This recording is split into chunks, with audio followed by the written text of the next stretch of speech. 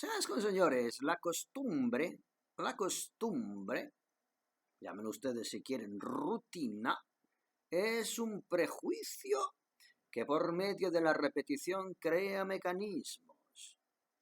Cuando usted, por el mecanismo de la repetición, llega a generar cognitivamente un entramado psicológico que le hace entender que algo debe ser así, porque ha sido así 7 días por semana, le impide a usted la capacidad de poder abrir su mente para entender que al 8.º día pudiera no ser así más. Porque la naturaleza se distingue, es decir, es naturaleza de la propia naturaleza contradecir sus propios esquemas. Y leemos mejor. No es que la naturaleza contradiga sus esquemas, contradice los esquemas que usted se ha generado en base a la estadística.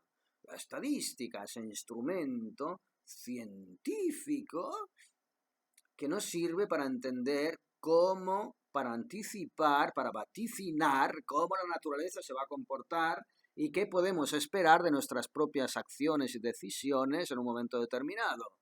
Causa y efecto. Bien, señoras y señores, son ustedes libres de adscribirse a esa religión.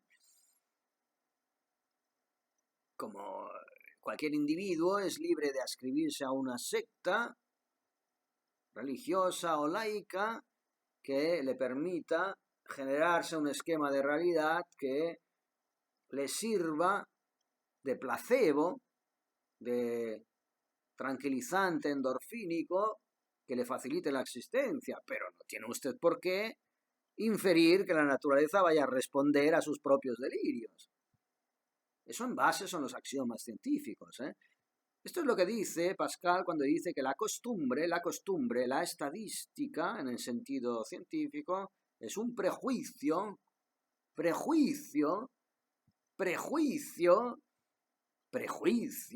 porque todo aquello que usted ve e interpreta fenomenológicamente está basado en axiomas, que son saltos de fe. Usted no tiene más dignidad, usted que se hace llamar científico o cientifista, no tiene más dignidad que una señora de 80 años que va a poner lirios a la Virgen de Lourdes en un monasterio. No tiene más dignidad, olvídese, olvídese de esa pretensión absolutamente grotesca, ridícula, bochornosa. Usted que se atribuye una dignidad supuestamente basada en la ciencia. Usted es un payaso, usted es un memo, usted es un mamarracho. Es un mamarracho y es cuestión de muy poco tiempo que la vida le pegue un par de hostias. En el momento en que menos usted se lo espere, le van a pegar un par de hostias. Entonces usted llorará, se arrodillará y clamará al cielo. Clamará al cielo invocando una divinidad en la que usted no cree, aunque fuera la cientifista, diciendo: ¿en qué me he equivocado? Se ha usted equivocado, aunque es un gilipollas. En que es alguien que pretende tener una consistencia cognitiva en un mundo fenomenológico cuya definición de base excluye cualquier tipo de certeza. Con lo cual, la culpa es suya, amigo.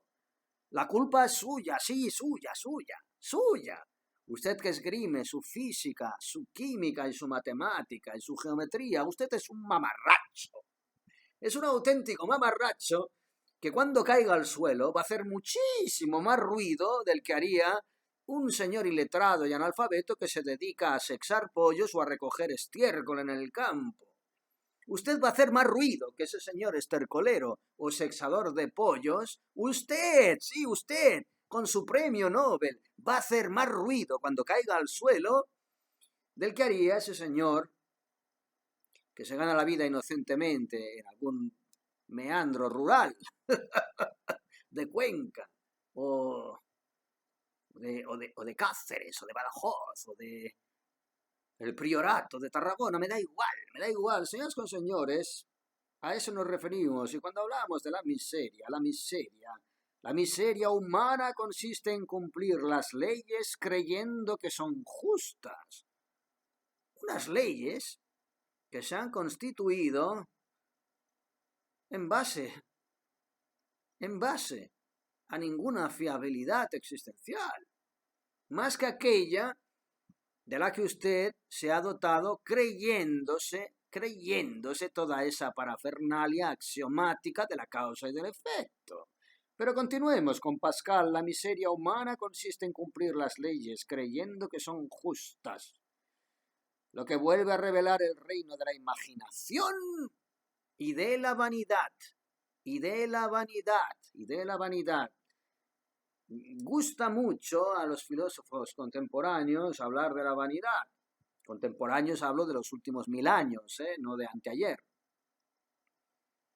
La vanidad. El ser humano es vanidoso, es obscenamente, es bochornoso, es patético, es lamentable. Sí, eso ya lo sabemos.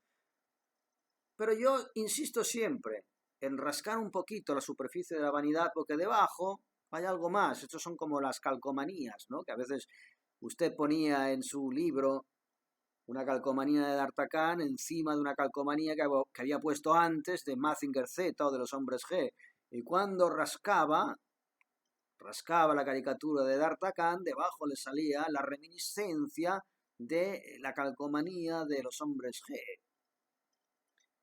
Del comando G, no de los hombres G. Los hombres G eran aquellos pijos madrileños.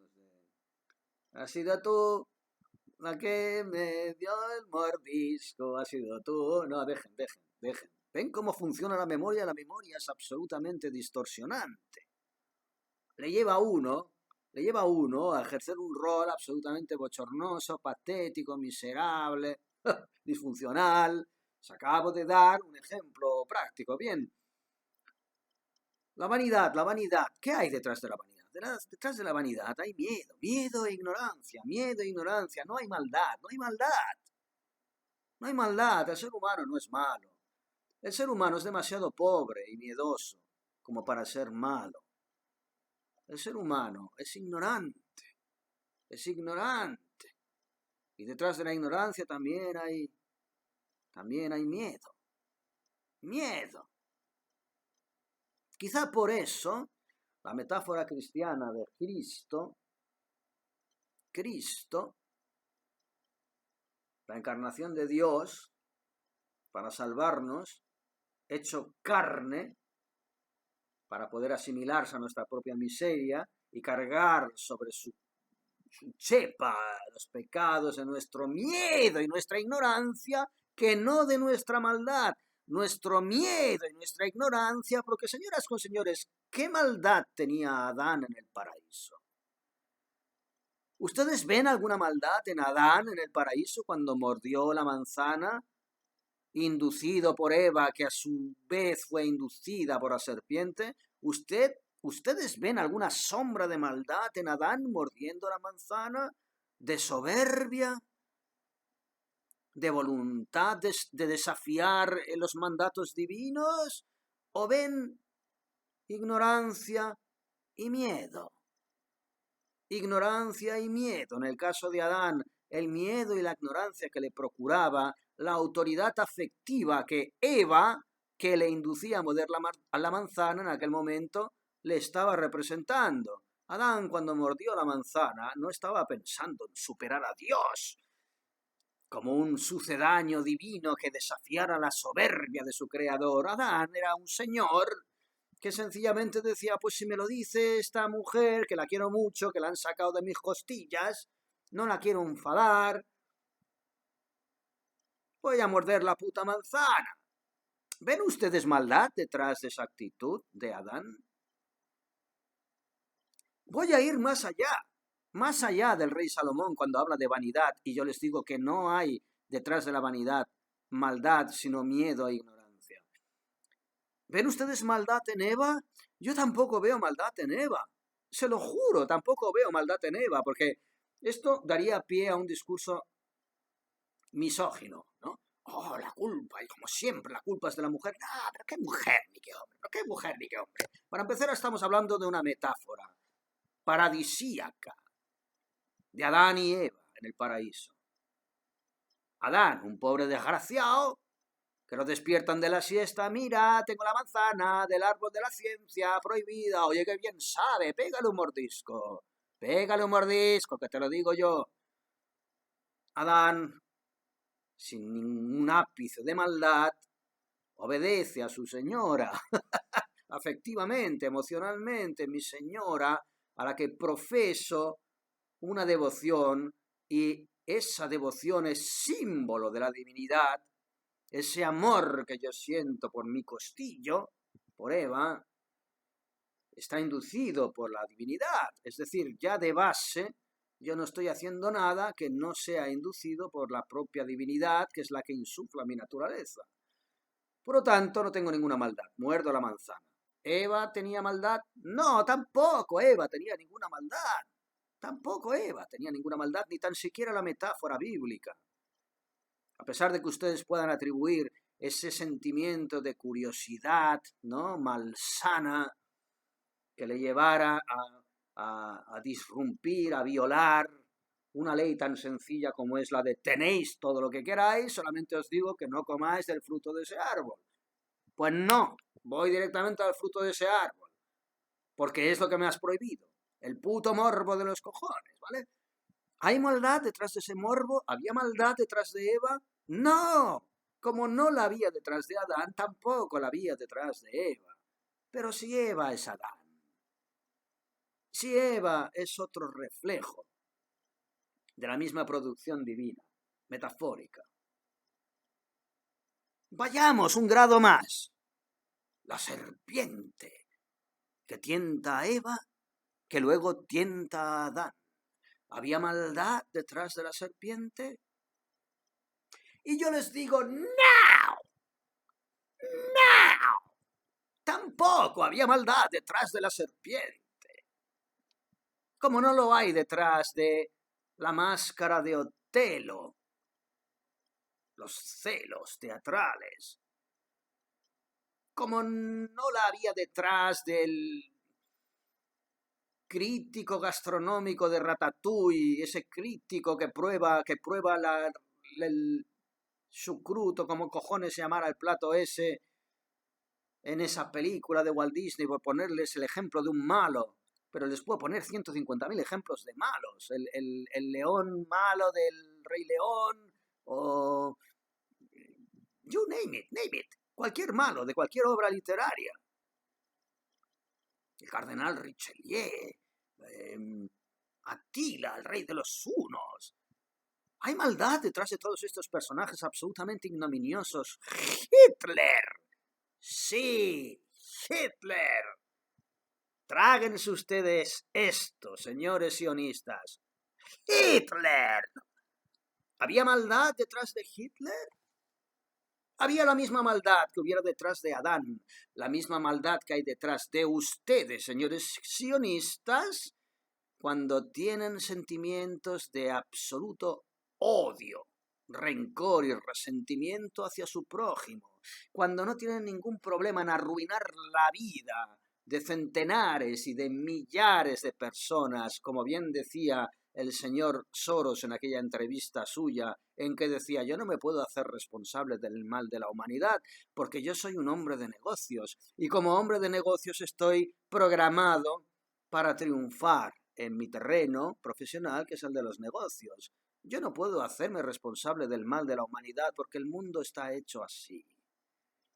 Esto es lo que decía el portugués en La Misión. ¿Recuerdan ustedes la famosa película de Roland Joffé, La Misión? Cuando el portugués le dice al emisario del Vaticano que es enviado a las colonias, a los virreinatos españoles, para decidir si debe o no debe sobrevivir la orden jesuita, y contra todo sentimiento decide acabar con esas colonias porque son los mandatos del Vaticano, y ese príncipe satánico portugués le dice, no se fustigue usted, señor cardenal, señor obispo, señor representante del Vaticano, por tomar esta decisión.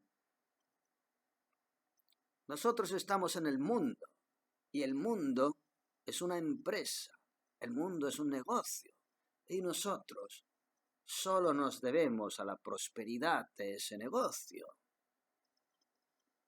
Bien, señoras con señores, esa es la imagen de la vanidad, esa es la inercia de la imaginación y esa es la perversión de la reflexión. ¿Pero por qué tiende el ser humano a esa perversión reflexiva? Quizás porque precisamente esta cuerda universal va de esto. Va de vivir en un ámbito de perversión y va de aceptar que uno viene con el sello de la perversión en la propia naturaleza, en la propia sangre que le corre por sus venas. La metáfora bíblica, la estirpe maldita, humana, procedente de Adán, que pecó de soberbia, mordiendo la manzana. No, Adán no pecó de nada. Adán no pecó de nada. Adán era un pobre desgraciado que estaba aquí rebotado, como estamos usted y yo, estamos jodidamente rebotados aquí. Pero quizás lo único que nos queda, y esto no va en miras a salvaciones de ningún tipo, sino, no voy a decir una cierta dignidad, porque entonces entraríamos en el terreno de la vanidad. Es que, señoras con señores, esto es un charco, son arenas movedizas, pero déjeme que me remita a la simple intuición. Quizás sencillamente ser consciente de que aquí no hemos venido ni a triunfar, porque no hay triunfo posible, ni a ser felices, porque aquí no hay felicidad posible tampoco. Como máximo puede usted aspirar a la paz de los sentidos. La paz de los sentidos. ¿Qué es la paz de los sentidos? La paz de los sentidos, señoras con señores, es no pedirle peras al olmo. No le pidan ustedes peras al olmo. Esto es probablemente la cuota más alta a la que puede usted aspirar en esta cuerda, en esta fétida cuerda orgánica. Ser usted consciente de sus limitaciones y sobre todo no perder de vista que usted no ha venido aquí a triunfar o a ser feliz. Pero ¿a dónde va usted, alma de cántaro? ¿Pero qué triunfo, qué felicidad puede usted pretender en un mundo que está hecho de una progresiva degeneración material? ¿Qué felicidad pretende usted? Lo único que puede esgrimir tímidamente, humildemente, es creer, fíjense, creer, que a lo mejor intuitivamente ha entendido usted que aquí ha venido a tragar quina, que esto es una forja de almas, que a través de sangre y de sudor y de lágrimas y de mucho sufrimiento puede enfrentarse a su propio aniquilamiento, su propia aniquilación orgánica, de esta cuerda orgánica en la cual está atrapado, para poder liberarse y adquirir, entonces sí, retornar, reabsorber su propia naturaleza inmortal, que es su divinidad, que es la chispa divina, absolutamente atufada, sumergida, encerrada, enterrada en vida, rodeada de cientos y miles de capas de cebolla que le imposibilitan una respiración salubre.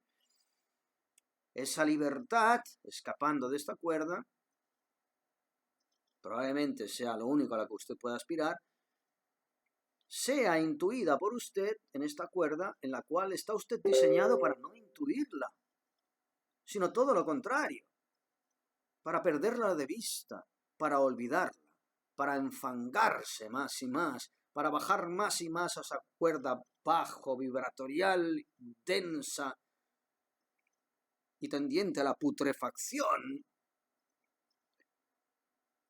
a la que está sometido en esta cuerda. ¿Por qué esto, señoras con señores? Esto es el infierno. Esto es el infierno, no busquen más. No busquen más en el Evangelio, en la Biblia, y seremos castigados, y habrán demonios con llamas que nos trincharán con tridentes. ¿Qué les van a ustedes a trinchar? Señoras con señores. Señoras con señores, ustedes están atravesando el infierno. No son conscientes de ello. Y están en el infierno. Algunos tímidamente lo llamaron purgatorio. De Gracia Dante en la Divina Comedia, el purgatorio, este pasaje de ignorancia, de hipnosis colectiva que nos lleva al paraíso, al infierno. Déjense ustedes. Lo que Dante llamaba el purgatorio era ya el infierno. Esto es el infierno. La buena noticia es que, siendo usted consciente de que está ya en el infierno, es decir, sabiendo que está jugando ya una pantalla superior en el videojuego del horror, tiene usted la dignidad de decir, aquí estoy. Aquí estoy en el infierno, enfrentándome a lo peor, porque yo he decidido que sea lo peor. Cuando yo decida que sea lo mejor, pasaré y daré un salto cualitativo al paraíso, pero ahora estoy en el infierno porque mi naturaleza orgánica establece las reglas del juego. Y yo estoy pasando las pantallas en el videojuego del infierno, de la ignominia, del horror. Y usted dirá, podía ser mucho peor. Sí, precisamente, porque pudiera ser mucho peor, usted debe entender que en su mano todo ese horror potencial es producto de su propia naturaleza demiurga. ¿Y qué mayor infierno hay que el de tener en las manos la posibilidad de generarse un paraíso y sin embargo decidir generarse un puto infierno, una jodida pesadilla diaria? ¿Qué mayor definición del infierno puede haber que esa, señoras con señores?